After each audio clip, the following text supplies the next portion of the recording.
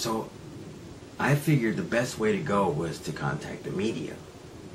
And there was a reporter from a local paper who had been covering this from the very beginning.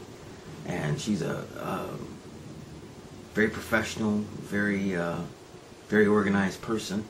And she had been a part of this case for a very long time, just observing and watching it, until the day her editor got a phone call. And her editor called her into the office, and he told her, drop this case. You know, just drop this case. And that's the first thing that the Watchtower tries to do, is put a vacuum around everything, because they want to prevent the public from knowing that they could be involved in a legal case or involved in something criminal. So they systematically put everything in a vacuum and seal it up, and then they spend all their time trying to make sure that there's no leaks, no holes, no tears, no rips. And that's their whole thing, trying to contain a situation and prevent the outside world or regular people walking down the street from knowing, you know, that they're possibly involved in something.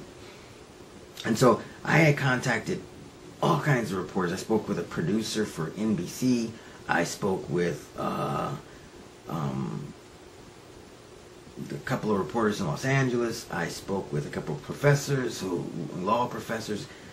And it's what we discovered is no one wants to touch a story that's not politically correct, or that could possibly expose corruption within the police department or the courthouse or something. Nobody wants to touch that.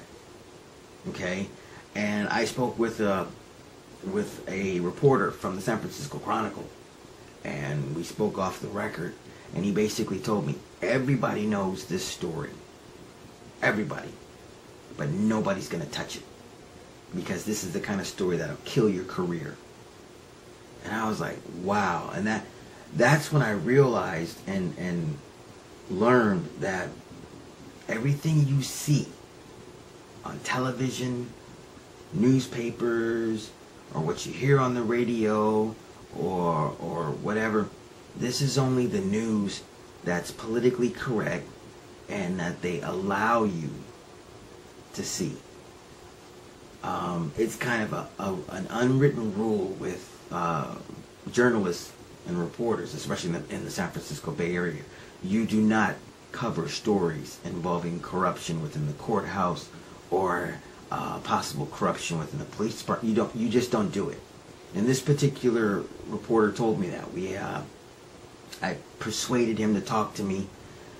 And he leveled with me, and he told me. He said, yeah, I know all about this story. He said, in fact, every reporter here in the local Bay Area, everybody knows about this, but nobody's going to touch it.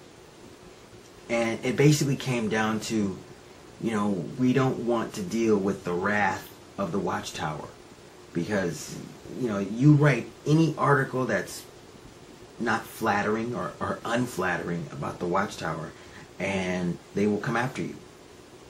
And that's what everyone has been afraid of. You know, they're afraid that, you know, it doesn't matter that they're, you know, they have facts, court documents to back up whatever they write. It's just, we don't want the Watchtower lawyers coming after us. And in fact, that's what one of the police officers at the Menlo Park Police Department, when we realized that they weren't actually going to charge any of the parties that were involved with the identity theft, with them stealing Jason Cobb's identity, when we realized that they weren't going to charge anyone,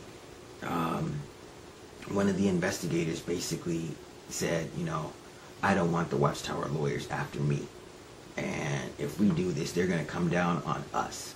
And I'm sitting there thinking, you're the police department, okay, and you're afraid of the Watchtower? And I just thought to myself, my God, are we dealing with the mafia? I mean, what the hell? It was just, you know, and this is the thing that you know, we learn. You see this in movies and whatnot, but that's not real life. Nobody wants to cross the pond. Nobody wants to rock the boat. And it's politics. It's basically politics, you know. It's sad, but that's just the reality, you know. And every now and then you'll read a story in the paper about corruption or what have you. But what I've learned is, if you're reading a story about corruption in the newspaper, or you see it on the news or whatever, it's because it was so obvious that by not writing a story or covering it as a news item, it would look obvious that you're ignoring it. So yeah, it was it's been a learning experience,